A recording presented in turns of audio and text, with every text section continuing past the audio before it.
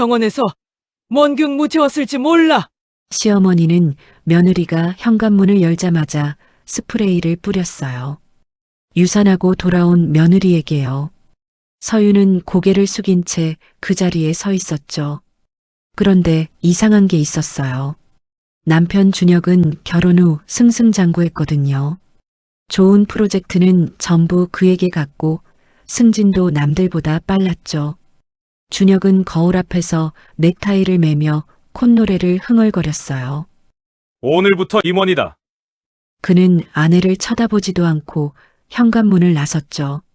저녁에 축하 파티 잡아놔 비싼 대로. 며느리는 구박받고 남편은 잘 나가고 이 집에서 대체 무슨 일이 벌어지고 있는 걸까요?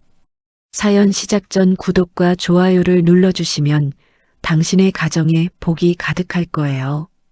서윤은 들것 위에 누운 채 천장에 형광등이 스쳐 지나가는 걸 보고 있었는데 허리 아래로 따뜻한 것이 멈추지 않고 흘러내렸죠. 임신 16주 아침까지만 해도 태동이 느껴지는 것 같다며 남편에게 문자를 보냈었거든요. 답장은 없었습니다. 점심 무렵 갑자기 아랫배가 찢어지듯 아파오더니 정신을 차려보니 구급차 아니었어요. 의사가 초음파를 대더니 고개를 저었고 간호사가 수술 동의서를 내밀었습니다.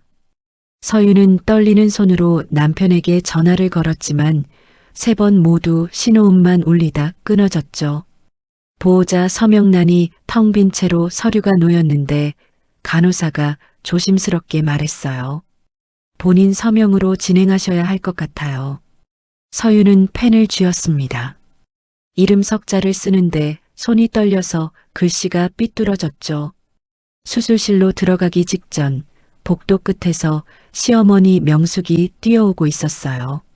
서윤을 보자마자 내뱉은 첫마디가 이랬습니다. 그러게 몸조리를 하랬잖아.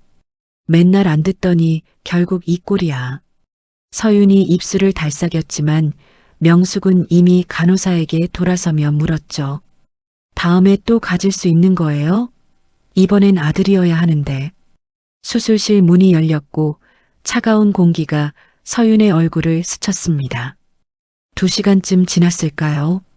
마취에서 깨어난 서윤은 회복실 천장을 멍하니 바라보고 있었는데 옆자리는 비어 있었어요. 간호사가 다가와 말했죠. 보호자분 오셨는데 복도에서 통화 중이세요. 서윤이 고개를 돌리자 유리창 너머로 남편 준혁이 보였습니다. 전화기를 귀에 대고 서성이고 있었는데 표정이 이상했어요. 웃고 있었거든요.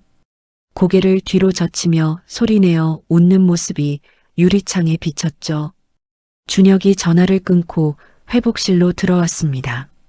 서윤을 내려다보더니 한숨을 푹 내쉬며 말했어요. 하필 오늘이야. 저녁에 중요한 사람 만나기로 했는데 이런 거 하나 혼자 처리 못해? 서윤이 입술을 달싹였죠. 준혁이 눈을 치켜떴습니다. 뭐, 할 말 있어? 서윤이 고개를 저었어요. 준혁은 코웃음을 치더니 다시 휴대폰을 꺼냈죠. 그때 화면이 서윤의 눈에 스쳤습니다. 발신자 이름 옆에 하트가 붙어 있었는데 수진이라고 적혀 있었어요. 서윤이 저장한 적 없는 이름이었죠. 서윤은 그 이름을 눈에 담았습니다. 울지 않았어요. 시어머니 명숙이 회복실로 들어왔습니다. 서윤의 얼굴을 한번 훑어보더니 혀를 찼죠. 얼굴이 왜 저래? 초상집도 아니고. 그러고는 아들에게 다가가 팔을 잡았어요. 준혁아, 밥은 먹었어? 엄마가 삼계탕 사다 놨는데. 준혁이 다시 전화를 받으며 복도로 나갔어요. 나야. 응, 조금 늦을 것 같아. 병원이야. 아니, 별거 아니야. 처리할 거 있어서. 유리창 너머로 그 목소리가 흘러들어왔는데 평소 서윤에게 말할 때와 완전히 달랐습니다. 부드럽고 달콤하고 웃음기까지 묻어 있었죠. 처리할 거. 서윤은 그 말을 곱씹었어요. 내가 처리할 거구나. 명숙이 서윤 옆에 앉더니 낮은 목소리로 말했습니다. 이번 일은 내 탓이야. 점쟁이가 그랬어. 내 사주에 애복이 없다고. 이번 아이는 어차피 액땜이었던 거야. 서윤의 손이 움찔했죠. 액땜이요? 내 아이가요? 명숙은 서윤의 반응 따위는 관심 없다는 듯 일어나며 덧붙였어요. 다음엔 제대로 해. 아들 낳아야지. 우리 준혁이 대 끊기게 할 셈이야? 서윤은 천장을 바라보았습니다. 눈물이 나와야 할 것 같은데 한 방울도 나오지 않았어요. 대신 가슴 속에서 뭔가 싸늘하게 굳어가는 게 느껴졌죠. 그날 밤 서윤의 눈에는 눈물 대신 다른 것이 고이기 시작했습니다. 그리고 석 달이 흘렀어요. 어느 회의실에서 준혁의 얼굴이 하얗게 질려 있었고 어느 원룸에서 명숙의 목소리가 떨리고 있었습니다. 통유리창 앞에 선 서윤은 입꼬리를 희미하게 올리고 있었죠. 이야기는 3년 전에 시작됩니다. 서윤이 처음 준혁을 만난 건 3년 전 회사 근처 작은 카페에서였어요. 그날 서윤은 일부러 수수한 옷을 입고 있었죠. 브랜드 로고 하나 없는 면 셔츠에 낡은 토트백, 화장기 없는 얼굴. 아버지의 운전기사도 집에 두고 왔고 신용카드도 평범한 걸로 바꿔 넣었어요.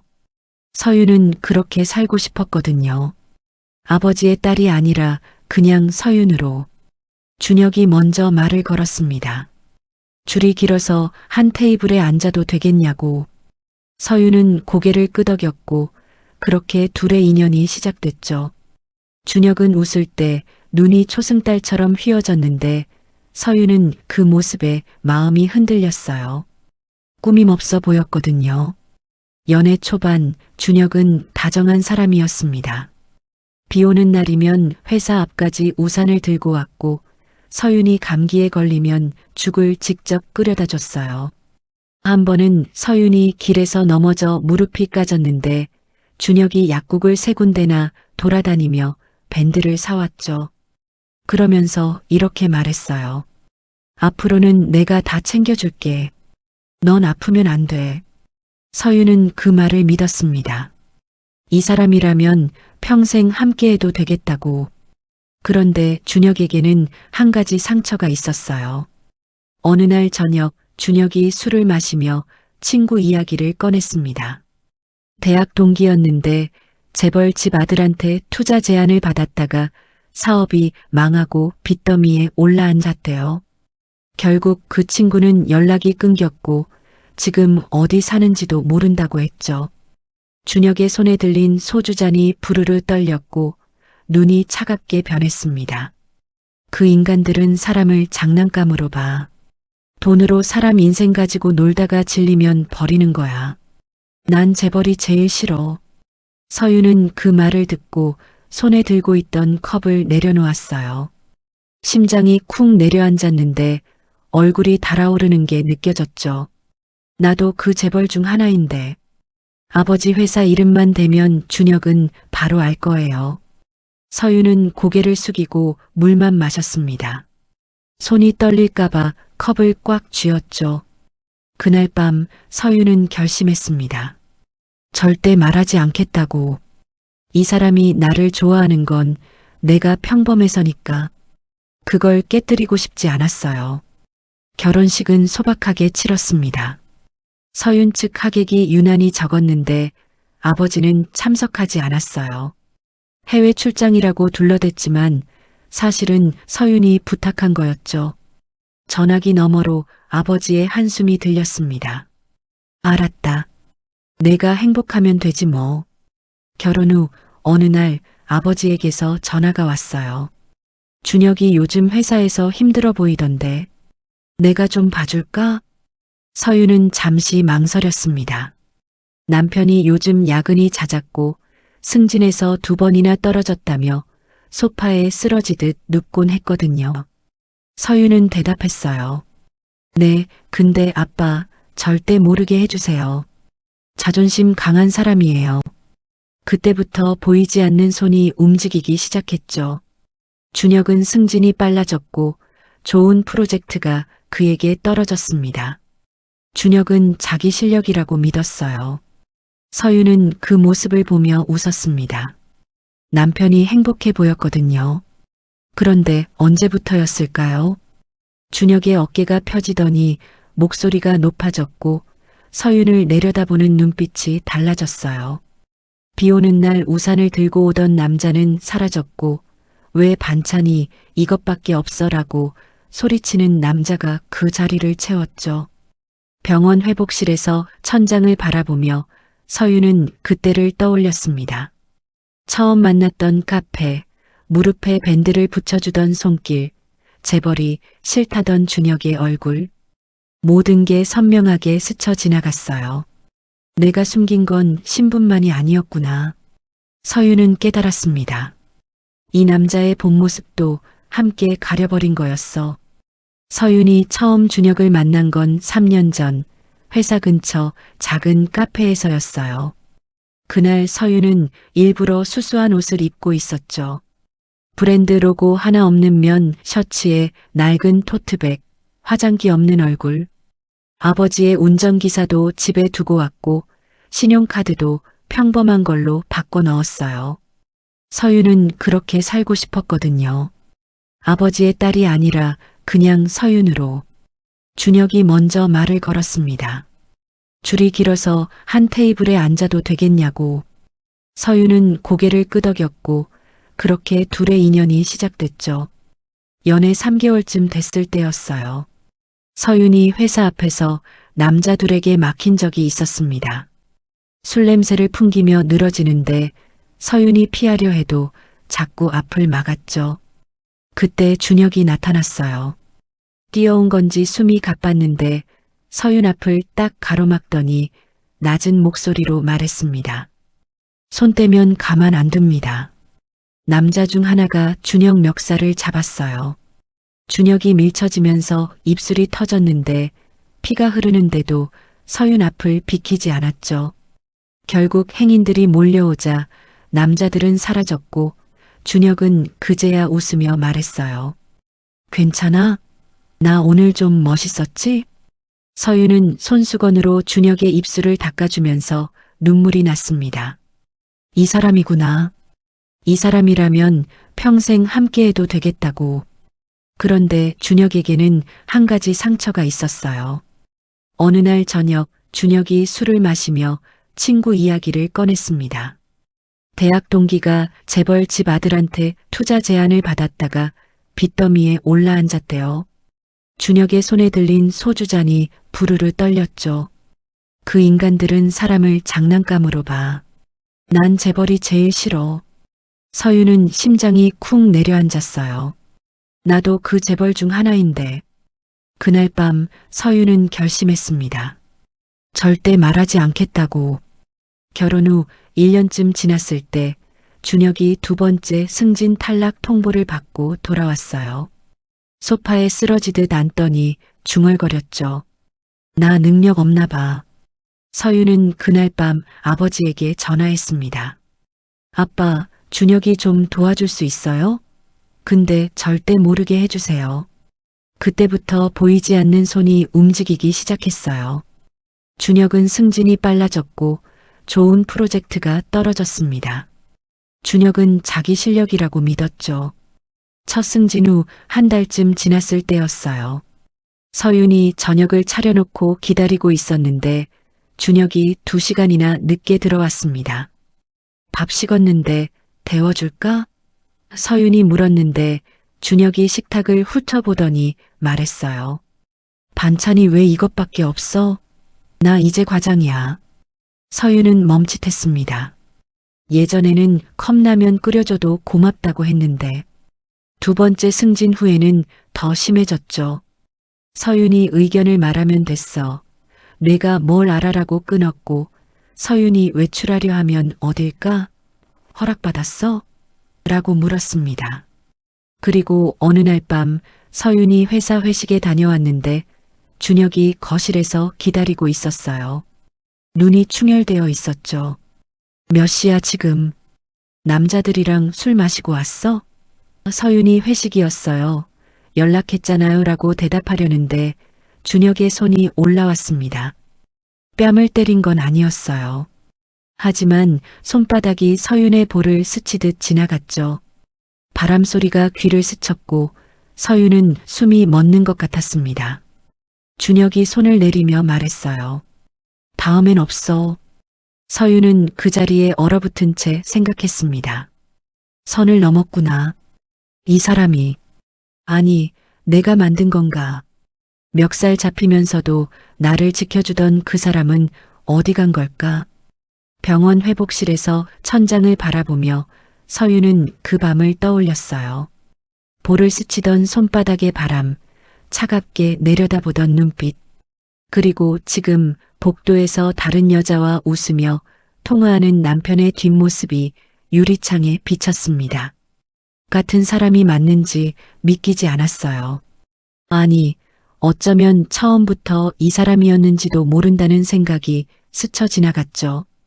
병원 회복실에서 바라본 남편의 뒷모습이 아직도 눈에 밟혔어요. 복도에서 다른 여자와 통화하며 웃던 그 모습, 서윤을 처리할 거라고 말하던 그 목소리. 퇴원 수속을 하는 동안에도 서윤의 머릿속에서 떠나지 않았죠. 준혁은 수속하는 내내 휴대폰만 들여다보고 있었고 서윤이 짐을 들려고 하자 간호사가 대신 들어줬습니다. 남편이 아니라요. 집에 도착하자 현관문이 열려 있었어요. 시어머니 명숙이 스프레이를 들고 서 있었죠. 서윤이 신발을 벗으려는데 명숙이 서윤 발밑에 스프레이를 뿌렸습니다. 병원에서 몬균 묻혀왔을지 몰라.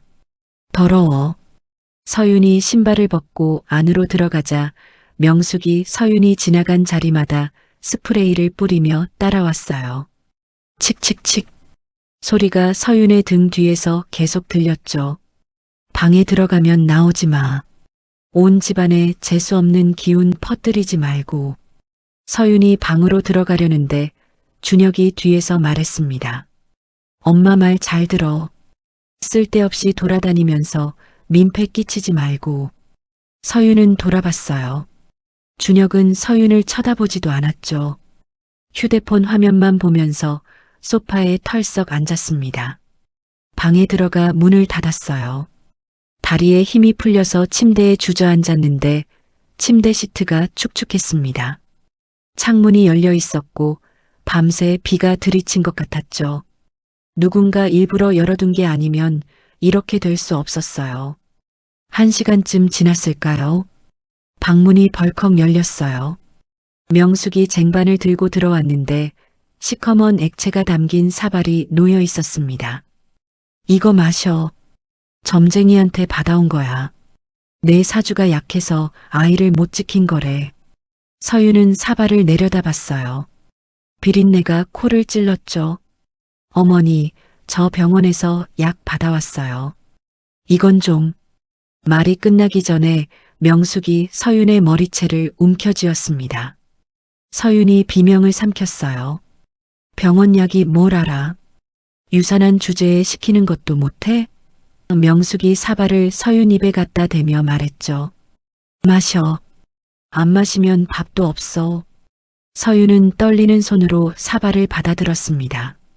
시커먼 액체가 목구멍을 타고 내려갔는데 쓴맛이 혀를 태웠죠. 다 마시자 명숙이 머리채를 놓으며 말했어요. 앞으로 매일 가져올 거야. 남기면 어떻게 되는지 알지? 문이 닫혔습니다. 서윤은 두피가 욱신거렸는데 눈물은 나오지 않았어요. 사흘째 되던 저녁, 준혁이 들어왔습니다. 술 냄새가 났어요. 서윤이 조심스럽게 다가가 물었죠. 밥 차려드릴까요? 준혁이 서윤을 쳐다봤어요. 눈이 흐릿했죠. 내가 해놓은 거 먹으면 탈라. 손대지 마. 서윤이 입술을 깨물었습니다. 준혁이 양복을 벗으며 돌아서는데 달콤한 향수 냄새가 났어요. 서윤이 무심코 말했죠.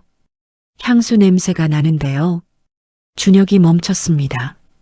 천천히 돌아보더니 한 발짝 다가왔어요. 뭐라고? 서윤이 고개를 숙였습니다. 아니에요, 그냥. 준혁의 손이 서윤의 뺨을 때렸어요. 짝소리가 먼저 들렸고 통증은 그 다음이었죠. 서윤이 비틀거리며 쓰러졌습니다. 의심해? 나를? 애도 못 지키는 년이? 준혁이 서윤의 턱을 잡아 올렸어요. 손가락이 살을 파고들었죠.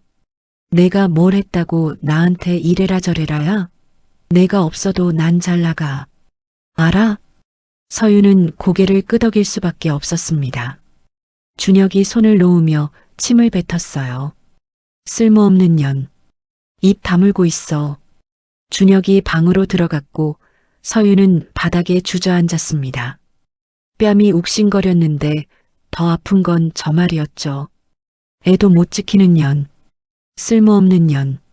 명숙이 거실에서 그 장면을 보고 있었어요. 하지만 아무 말도 하지 않았습니다. 오히려 코웃음을 치며 자기 방으로 들어갔죠. 일주일이 지났어요. 서윤은 이틀 동안 밥을 굶었습니다. 점쟁이 한약을 한번 거부했다가 명숙이 방에 음식을 안 갖다 줬거든요. 배가 고파서 부엌에 나가면 명숙이 누가 나오래? 들어가 있어라며 쫓아냈죠. 어느 날 오후 명숙의 친구들이 집에 왔어요.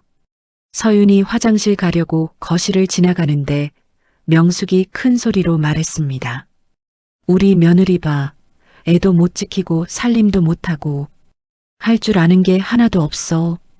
저런 거 데리고 사는 우리 준혁이가 불쌍하지. 친구들이 웃었어요. 서윤은 고개를 숙인 채 지나갔습니다. 등 뒤로 킥킥거리는 소리가 따라왔죠. 그날 밤 서윤이 명숙에게 말했어요. 어머니, 친정에 전화 한 통만 해도 될까요? 명숙이 눈을 가늘게 떴습니다. 친정에 뭐라고 할 건데? 맞았다고? 명숙이 한 발짝 다가왔어요. 그럼 나도 내 친정에 전화할게. 며느리가 애도 못 낳고 남편한테 의심병 걸려서 집안 망치고 있다고. 서윤이 입술을 깨물었습니다. 명숙이 서윤의 턱을 잡아 올렸어요. 내가 먼저 연락하면 이 집에서 쫓겨나는 거야. 알아? 서윤은 고개를 끄덕였습니다. 명숙이 손을 놓으며 돌아섰죠. 그리고 하나 더. 우리 준혁이는 원래 더 돈 많은 집 며느리 만날 수 있었어. 너 같은 거 만난 게 아까워. 서윤은 그 말을 듣고도 얼굴을 바꾸지 않았어요. 대신 방으로 돌아가 서랍에서 메모지를 꺼냈습니다. 날짜, 폭행, 머리채, 이틀 굶김, 친정 연락 협박, 휴대폰 압수, 향수 냄새, 더 돈 많은 집. 서윤은 메모지를 접어 속옷 서랍 깊숙이 밀어 넣었어요. 손끝은 떨렸지만 눈빛은 달랐습니다. 기록해야 해. 서윤은 생각했어요. 하나도 빠짐없이. 언젠가 이 기록이 필요한 날이 올 테니까. 메모지를 서랍에 숨긴 날부터 서윤은 달라지기 시작했어요. 겉으로는 똑같았습니다.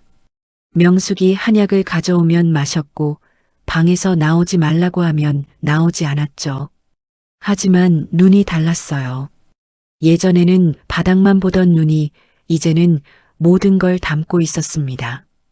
유산 후 2주가 지났어요. 그날 밤 준혁이 새벽 2시가 넘어서 들어왔습니다. 서윤은 자는 척하며 눈을 감고 있었죠. 준혁이 샤워를 하고 나오는데 또 그 냄새가 났어요. 달콤하고 묵직한 향수 냄새. 병원에서 맡았던 것과 똑같았습니다. 준혁이 잠든 뒤 서윤은 조심스럽게 일어났어요. 거실로 나가 준혁의 양복 주머니를 뒤졌죠. 손이 떨렸지만 멈추지 않았습니다. 영수증 하나가 나왔어요.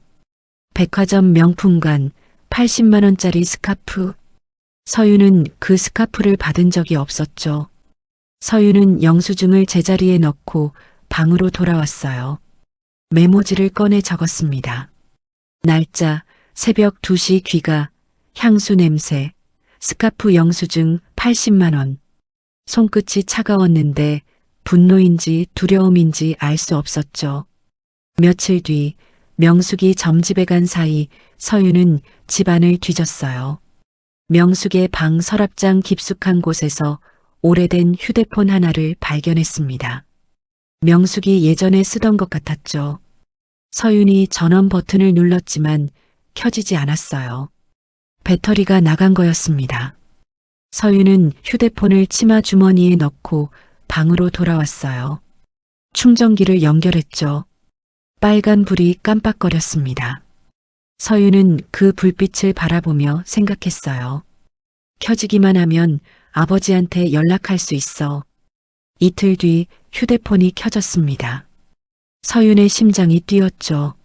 와이파이에 연결하고 자신의 이메일에 접속했어요. 떨리는 손으로 아버지에게 메일을 썼습니다. 아빠, 저예요. 준혁이 저한테 손을 댔어요. 휴대폰도 뺏겼고 밖에 못 나가요. 근데 아빠, 지금 당장은 오지 마세요. 제가 증거 모으고 있어요. 준비되면 연락할게요. 그때 도와주세요. 보내기 버튼을 누르는 순간 복도에서 발소리가 들렸어요. 서윤은 재빨리 휴대폰을 이불 밑에 숨겼죠. 방문이 벌컥 열렸습니다. 명숙이 들어오자마자 서윤의 머리채를 잡아 일으켜 세웠어요. 누워있기만 하면 밥이 나와? 서윤이 비명을 삼켰습니다. 두피가 찢어지는 것 같았죠. 명숙이 서윤을 침대에서 끌어내리며 말했어요. 한약 가져왔으니까 당장 마셔. 꾀병 부리지 말고. 서윤은 떨리는 손으로 한약 사발을 받아들었습니다. 쓴 액체가 목구멍을 태웠죠. 다 마시자 명숙이 사발을 낚아채며 방을 나갔어요. 문이 쾅 닫혔습니다. 서윤은 바닥에 주저앉아 숨을 몰아쉬었어요. 손이 떨렸지만 이불 밑에서 휴대폰을 꺼냈죠. 메일이 보내졌는지 확인했습니다. 발송 완료. 다음 날 밤 서윤이 몰래 휴대폰을 확인했어요. 아버지에게서 답장이 와 있었습니다. 서윤아, 아빠가 지금 당장 가고 싶다. 근데 내가 준비되면 연락하라고 했으니까 기다릴게. 대신 증거는 확실하게 모아라. 사진이든 녹음이든. 준비됐다고 하면 아빠가 다 정리해 줄게. 이 메일은 삭제해라. 서윤은 메일을 삭제하고 휴대폰을 속옷 서랍 깊숙이 밀어 넣었어요. 손이 떨렸지만 가슴 속에서 뭔가 단단해지는 게 느껴졌죠. 그날 밤 준혁이 또 늦게 들어왔습니다. 서윤은 자는 척하며 귀를 기울였어요. 준혁이 거실에서 전화하는 소리가 들렸죠. 응, 이번 주 프로젝트 발표 끝나면 만나. 아, 그거? 걱정 마. 다 끝나면 정리할 거야. 이 집도 저 여자도. 서윤의 눈이 번쩍 떠졌어요. 저 여자, 나를 말하는 거야.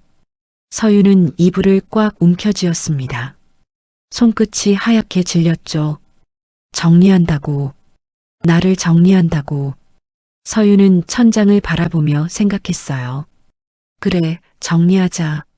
누가 누구를 정리하는지 두고 보자. 창밖으로 새벽빛이 스며들고 있었습니다. 서윤은 눈을 감지 않았어요. 이제 돌이킬 수 없었죠. 아버지에게 메일을 보낸 뒤로 서윤은 더 조심스러워졌어요. 명숙의 눈을 피해 휴대폰을 확인하는 건 하루에 한 번, 새벽 3시쯤 준혁이 깊이 잠들었을 때뿐이었죠. 화면 불빛이 새어나갈까봐 이불을 뒤집어 쓰고 확인했습니다. 손가락 끝이 떨렸는데 들킬까봐 두려운 건지 아니면 뭔가 찾아낼 거라는 기대 때문인지 알 수 없었어요. 유산 후 3주가 지났습니다. 서윤의 몸은 회복되고 있었지만 이 집에서의 삶은 점점 더 숨이 막혀갔죠. 그날 오후 명숙이 외출한 틈을 타서 서윤은 준혁의 서재에 들어갔어요. 평소에는 절대 들어가지 못하게 했던 곳이었죠. 문이 잠겨 있었는데 서윤은 알고 있었습니다. 열쇠가 현관 신발장 서랍 안에 있다는 걸요. 결혼 초에 준혁이 열쇠를 찾지 못해 헤맬 때 서윤이 대신 찾아준 적이 있었거든요. 서재 문을 열자 담배 냄새와 함께 낯선 향수 냄새가 코를 찔렀습니다. 그 냄새, 또 그 냄새였어요. 서윤은 책상 서랍을 열었죠. 서류들 사이에 휴대폰 하나가 있었습니다. 준혁이 평소에 쓰는 것과 다른 폰이었어요. 서윤의 심장이 빠르게 뛰기 시작했습니다. 예비폰. 왜 이런 게 있는 거지? 서윤은 전원 버튼을 눌렀어요. 화면이 켜졌죠. 비밀번호 입력창이 떴습니다. 서윤은 준혁의 생일을 눌렀어요. 틀렸습니다. 결혼기념일을 눌렀죠. 잠금이 해제됐어요. 서윤은 손이 떨렸지만 사진첩을 열었습니다. 그리고 숨이 멎었죠. 여자가 있었어요. 웃고 있었습니다.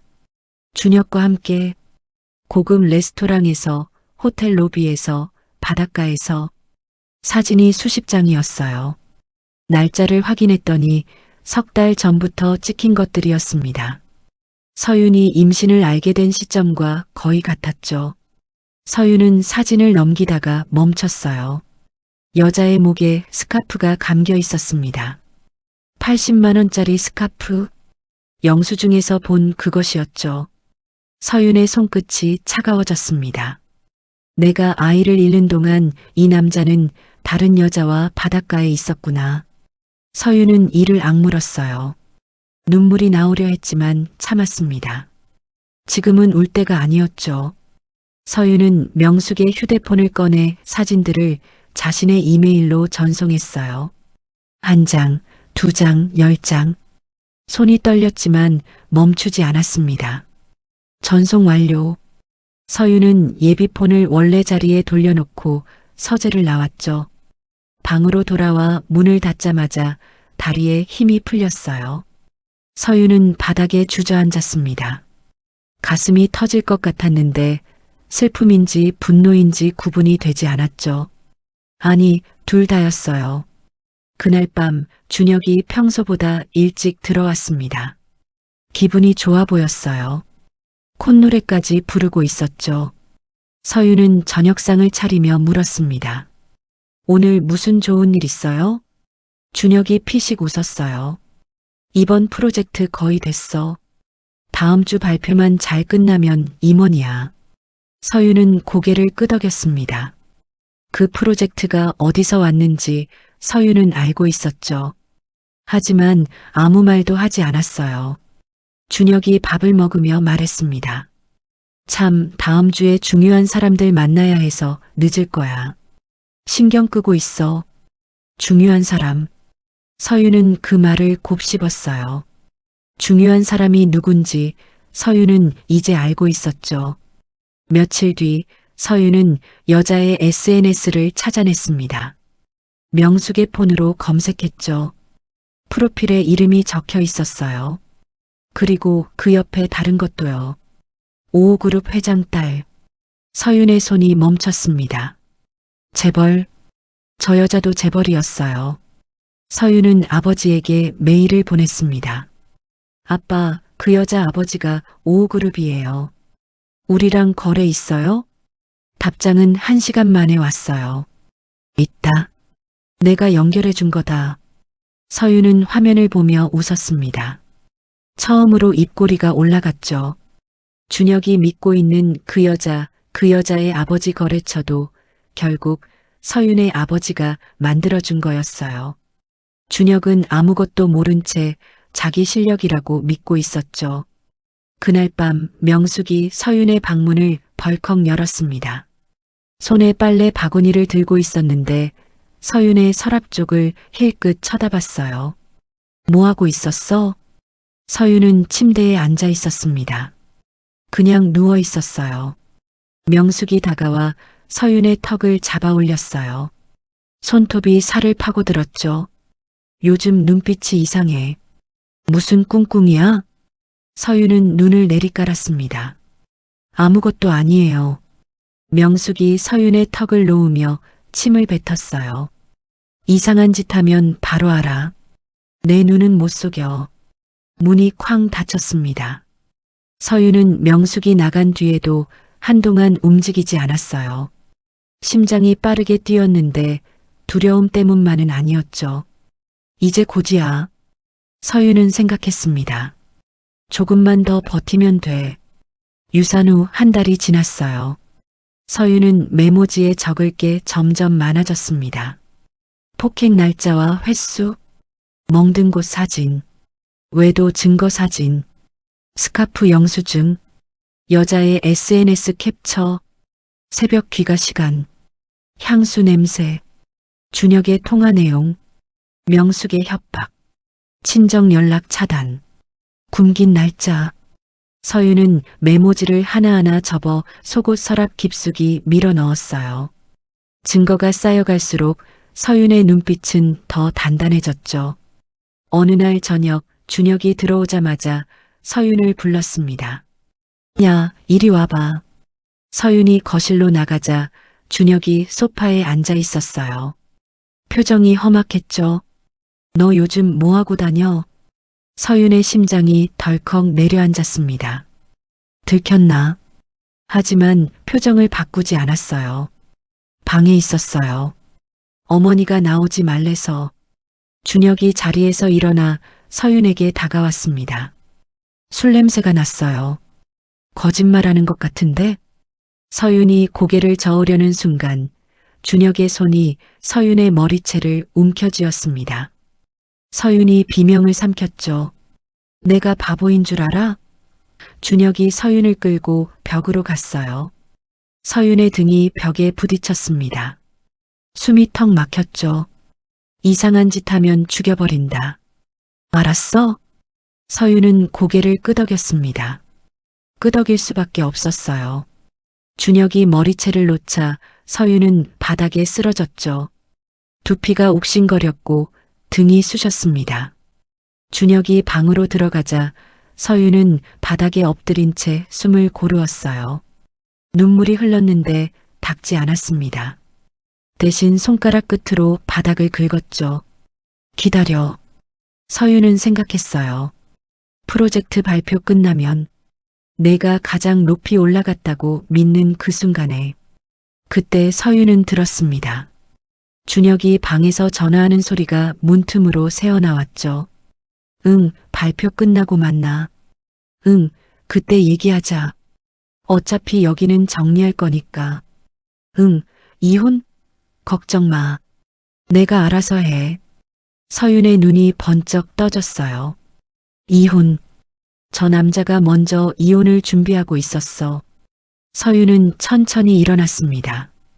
입술 끝이 희미하게 올라갔죠. 그래, 이혼하자. 서윤은 생각했어요. 근데 내가 생각하는 것처럼은 안 될 거야. 창밖으로 달이 떠 있었습니다. 서윤은 그 달을 바라보며 주먹을 쥐었어요. 프로젝트 발표까지 일주일. 그때까지만 버티면 됐죠. 프로젝트 발표까지 사흘 남았어요. 준혁은 매일 밤늦게 들어왔고 들어올 때마다 기분이 좋아 보였습니다. 콧노래를 흥얼거리며 샤워를 했고 거울 앞에서 넥타이 매는 연습까지 했죠.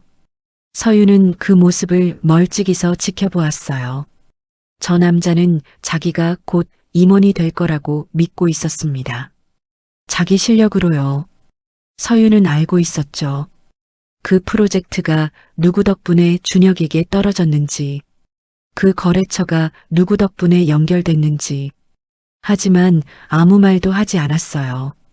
아직은 때가 아니었거든요. 발표 이틀 전 밤이었습니다. 서윤은 새벽에 눈을 떴어요. 준혁이 옆에 없었죠. 거실에서 낮은 목소리가 들렸습니다.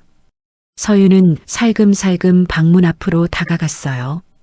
문틈으로 준혁의 등이 보였죠. 응, 발표 끝나면 바로 만나. 여기, 걱정 마. 준혁이 웃었습니다. 서윤이 들어본 적 없는 웃음이었어요. 달콤하고 들뜨고 설레는 웃음. 애도 못 낳는 년한테 미련 없어. 그냥 쓰레기 버리듯이 내보내면 돼. 뭘 줘. 빈손으로 왔으면 빈손으로 나가야지. 서윤의 손이 문틀을 움켜쥐었어요. 손가락이 하얗게 질렸죠. 쓰레기. 빈손으로 왔으면 빈손으로 나가라고. 서윤은 이를 악물었습니다. 빈손이라고. 내가 빈손으로 왔다고. 준혁이 전화를 끊고 방으로 돌아왔어요. 서윤은 자는 척했죠. 준혁이 침대에 눕자 서윤은 눈을 감은 채 생각했습니다. 이제 확실해졌어. 저 남자는 나를 쓰레기처럼 버릴 준비를 하고 있어. 다음 날 서윤은 아버지에게 메일을 보냈어요. 아빠, 준비 다 됐어요. 발표 끝나고 제가 연락할게요. 그때 와주세요. 답장은 1시간 만에 왔습니다. 알았다. 변호사랑 같이 갈게. 증거는 다 모았지? 서윤은 메일을 삭제하고 휴대폰을 숨겼어요. 그리고 서랍에서 메모지 뭉치를 꺼냈습니다. 한 장 한 장 넘겨봤죠.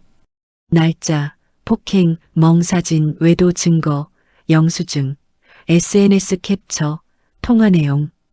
3달 동안 모은 것들이었어요. 서윤은 메모지를 다시 접어 속옷 서랍에 넣었습니다. 하지만 이번에는 다른 곳에도 복사본을 넣어뒀어요. 화장대 서랍 안쪽, 옷장 깊숙한 곳, 그리고 아버지에게 보낸 이메일 첨부 파일. 들키더라도 전부 없앨 순 없게. 발표 전날 밤 준혁이 평소보다 일찍 들어왔어요. 기분이 너무 좋아서 서윤에게 말까지 걸었죠. 내일 발표야. 이거 끝나면 임원이야. 알아? 서윤은 고개를 끄덕였습니다. 축하해요. 준혁이 피식 웃었어요. 고마워하긴. 내가 뭘 안다고. 서윤은 아무 말도 하지 않았습니다. 대신 속으로 생각했죠. 나는 다 알아. 내가 모르는 것까지 전부. 그날 밤 서윤은 잠들지 않았어요. 창밖으로 달이 떠 있었는데 구름에 반쯤 가려져 있었죠. 서윤은 그 달을 바라보며 생각했습니다. 3년 전 카페에서 처음 만났을 때 준혁은 웃으며 말했었죠. 재벌이 제일 싫어. 그 인간들은 사람을 장난감으로 봐. 서윤은 그 말을 믿었어요. 그래서 자신이 누군지 숨겼죠. 남편이 행복해 보여서 아버지에게 부탁까지 했습니다. 몰래 도와달라고.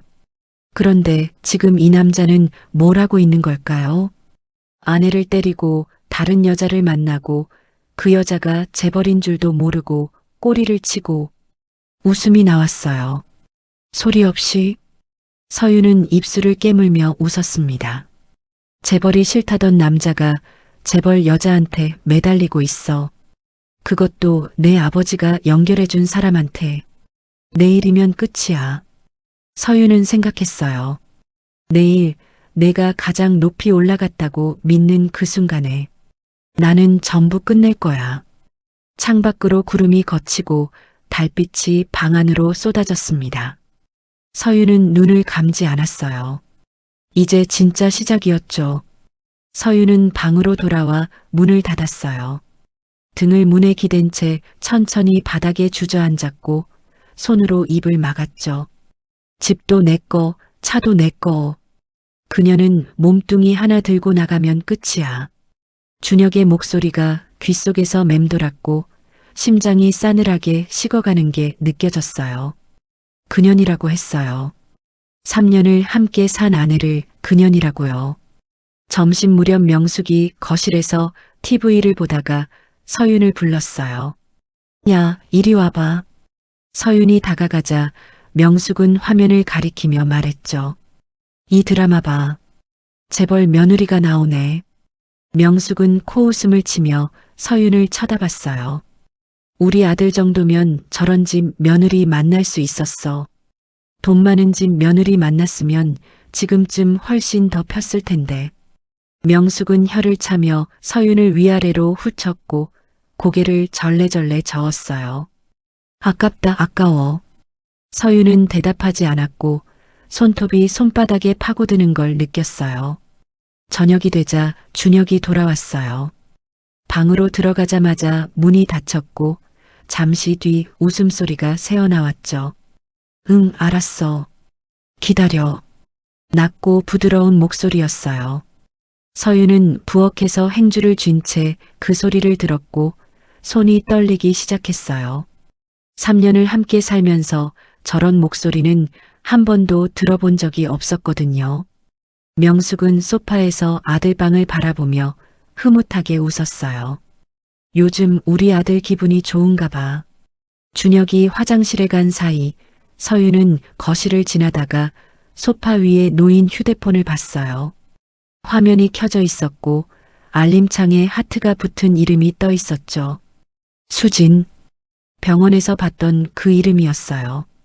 서윤은 심장이 쿵 하고 내려앉는 걸 느끼며 시선을 거뒀고 빠르게 부엌으로 돌아갔어요. 그날 밤 서윤은 이불 속에서 예전 휴대폰을 꺼냈어요. 옆에서 준혁의 코 고는 소리가 들렸고 서윤은 화면 불빛을 손으로 가리며 메시지를 썼죠. 아빠 준비됐어요. 발표일에 맞춰주세요. 전송 버튼을 누르고 화면을 껐어요. 서윤은 천장을 바라봤고 어둠 속에서 입꼬리가 천천히 올라갔어요. 3년 동안 숨겨왔던 게 있었죠. 이제 그걸 꺼낼 때가 됐어요. 발표 당일 아침이 밝았어요. 준혁은 거울 앞에서 양복 매무새를 다듬으며 콧노래를 흥얼거렸고 넥타이를 고쳐매며 혼잣말을 했죠. 오늘부터 임원이다. 서윤은 부엌에서 그 모습을 지켜봤어요. 준혁은 서윤을 쳐다보지도 않고 현관으로 향했고 문을 열며 말했죠. 저녁에 축하 파티 잡아놔. 비싼 대로. 문이 닫히고 발소리가 멀어지자 서윤은 조용히 방으로 들어갔어요. 옷장을 열고 가방을 꺼냈고 짐을 챙기기 시작했죠. 오전 11시 준혁은 회사 대회의실 앞 복도에 서 있었어요. 임원 후보 3명이 나란히 대기하고 있었고 준혁은 여유롭게 커피를 마시며 휴대폰을 확인했죠. 옆에 선 동료가 긴장한 표정으로 손을 비비는 걸 보며 속으로 웃었어요. 오늘의 주인공은 나야. 회의실 문이 열리기만을 기다렸죠. 그때 비서가 다가왔어요. 박 과장님, 대표이사님께서 잠깐 보자고 하십니다. 준혁은 고개를 갸웃거렸지만 대수롭지 않게 따라갔죠. 대표이사 사무실 문을 열고 들어서자 대표이사가 책상 앞에 서 있었어요. 평소와 달리 표정이 굳어 있었고 전화기를 막 내려놓은 참이었죠. 박 과장 앉아. 준혁은 소파에 앉았고 대표이사가 맞은편에 앉으며 한숨을 쉬었어요. 방금 강태호 회장 측에서 연락이 왔어. 준혁은 눈을 깜빡였어요. 강태호 회장이요? 그게 저랑 무슨... 대표이사는 손을 들어 말을 끊었죠. 자네 부인이 강 회장 딸이라며? 준혁의 표정이 멈췄어요. 대표이사는 책상 위 서류를 집어들며 말했죠.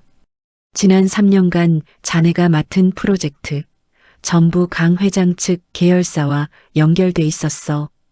계약서에 조건이 있더군. 박준혁 과장이 담당할 것. 준혁은 고개를 저었어요. 아닙니다. 그건 제 실력으로 딴 겁니다. 대표이사는 쓴웃음을 지으며 서류를 테이블 위에 던졌죠. 그렇게 생각했겠지. 나도 그렇게 믿었고. 대표이사는 잠시 침묵했다가 입을 열었어요. 강 회장 측에서 방금 통보가 왔어. 박준혁 씨와는 더 이상 관계없다고. 향후 거래도 재검토하겠다고 하더군. 준혁의 얼굴에서 핏기가 빠졌어요. 대표이사는 자리에서 일어나며 말했죠. 강 회장과 관계가 끊긴 자네를 임원으로 올릴 이유가 없어졌어. 발표는 취소야. 준혁은 입을 열었지만 아무 말도 나오지 않았어요. 대표이사가 덧붙였죠. 그리고 자네 당분간 쉬는 게 좋겠어. 회사 입장도 있으니까. 준혁은 소파에서 일어서는 데만 몇 초가 걸렸고 다리가 후들거렸어요. 사무실을 나온 준혁은 복도를 걸었어요. 동료들의 시선이 느껴졌고 수군거리는 소리가 귀에 들렸죠. 박 과장 임원 탈락이래. 왜? 확정 아니었어? 강 회장이 손 뗐다더라. 준혁은 고개를 숙인 채 엘리베이터로 향했고 버튼을 누르는 손이 떨렸어요. 엘리베이터 문이 닫히자 준혁은 벽에 등을 기댔고 눈을 감았죠. 서윤이 강 회장 딸이라고? 내 실력이 아니었다고? 집에 도착한 준혁은 현관문을 열었어요. 서윤아? 대답이 없었고 거실이 조용했죠. 방으로 들어갔어요. 옷장 문이 열려 있었고 서윤의 옷들이 사라져 있었죠. 화장대 위에는 서류 봉투와 종이 한 장이 놓여 있었어요. 준혁은 종이를 집어들었고 서윤의 글씨가 보였죠. 더 돈 많은 집 며느리 만나세요. 그동안 감사했습니다. 준혁은 서류 봉투를 열었어요. 이혼 소송장이 맨 위에 있었고 그 아래로 재산 출처 내역서가 있었죠. 아파트 구입 자금, 차량 대금, 생활비 송금 내역. 전부 강 회장 명의로 되어 있었어요. 준혁은 서류를 바닥에 떨어뜨렸고 소파에 주저앉았죠. 휴대폰을 꺼내 수진에게 전화했어요. 신호음이 울렸고 잠시 뒤 수진의 목소리가 들렸죠. 왜 전화해? 준혁은 떨리는 목소리로 말했어요. 나 지금 힘들어. 만나자. 수진은 한숨을 쉬며 대답했죠. 소문 들었어. 내 실력인 줄 알았는데 장인이 다 해준 거였대? 준혁은 입술을 깨물었어요. 그건 아니야. 나도 몰랐어. 수진의 목소리가 차가워졌죠. 몰랐으면 더 한심하네. 허수아비였던 거잖아. 그런 남자한테 시간 낭비했네. 끊을게. 전화가 끊겼고 준혁은 휴대폰을 쥔 채 멍하니 앉아 있었어요. 저녁이 되자 명숙이 집에 돌아왔어요. 준혁아, 축하 파티 어디야? 명숙은 거실로 들어섰고 소파에 앉아 있는 준혁을 봤죠. 왜 그래? 무슨 일 있어? 준혁은 대답하지 않았고 바닥에 떨어진 서류를 가리켰어요. 명숙은 서류를 집어들었고 첫 장을 읽는 순간 얼굴이 굳어졌죠. 이게 뭐야? 명숙은 페이지를 넘겼고 넘길 때마다 손이 떨렸어요. 명숙은 서류를 바닥에 내동댕이 쳤어요. 그년이 재벌 딸이었어? 명숙의 목소리가 갈라졌고 얼굴이 불그락푸르락해졌죠. 준혁은 고개를 숙인 채 대답했어요. 몰랐어요. 저도 오늘 알았어요. 명숙은 거실을 서성였고 주먹을 불끈 쥐었죠. 그래서 뭐? 우리가 그년한테 빌부터 산 거야? 창밖으로 어둠이 내리고 있었어요. 거실 불빛 아래 준혁과 명숙은 서로를 바라봤고 둘 다 입을 열지 못했죠. 바닥에 흩어진 서류가 눈에 들어왔고 서윤이 남긴 메모가 보였어요. 더 돈 많은 집 며느리 만나세요. 명숙은 그 글씨를 노려보며 이를 악물었고 준혁은 두 손으로 얼굴을 감싼 채 숨을 내쉬었죠. 다음 날 아침 명숙은 거실에서 서성이고 있었어요. 밤새 잠을 못 잤는지 눈밑이 퀭했고 손에 쥔 휴대폰을 계속 만지작거렸죠. 명숙은 서류에 적힌 번호를 눌렀어요. 신호음이 울렸고 잠시 뒤 차가운 목소리가 들렸죠. 강 회장님 비서실입니다. 명숙은 목소리를 가다듬으며 말했어요. 저 박준혁 어머니인데요. 회장님 좀 바꿔주세요. 잠시 침묵이 흘렀고 비서가 대답했죠. 회장님께서는 박명숙 씨와 통화하실 일이 없다고 하셨습니다. 명숙의 얼굴이 붉어졌어요. 아니, 그게 무슨 소리야. 며느리가 우리 집에서 3년을 살았는데. 비서는 담담하게 대답했죠.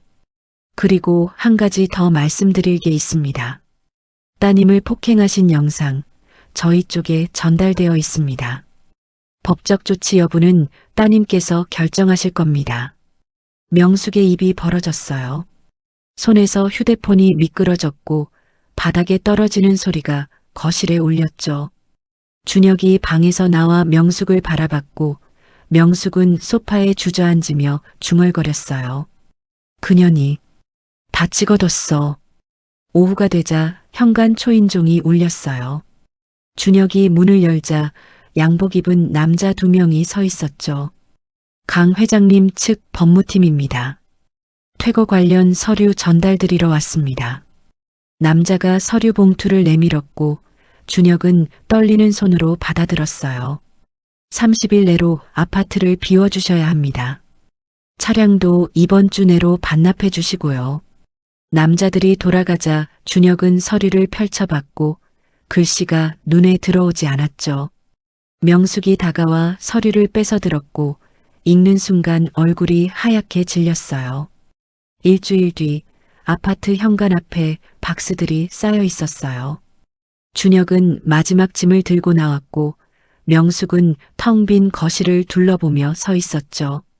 3년 동안 살았던 집이었어요. 넓은 거실, 큰 창문, 명숙이 자랑하던 모든 것이 이제 남의 것이 됐죠. 명숙은 입술을 깨물며 현관문을 나섰고 뒤도 돌아보지 않았어요.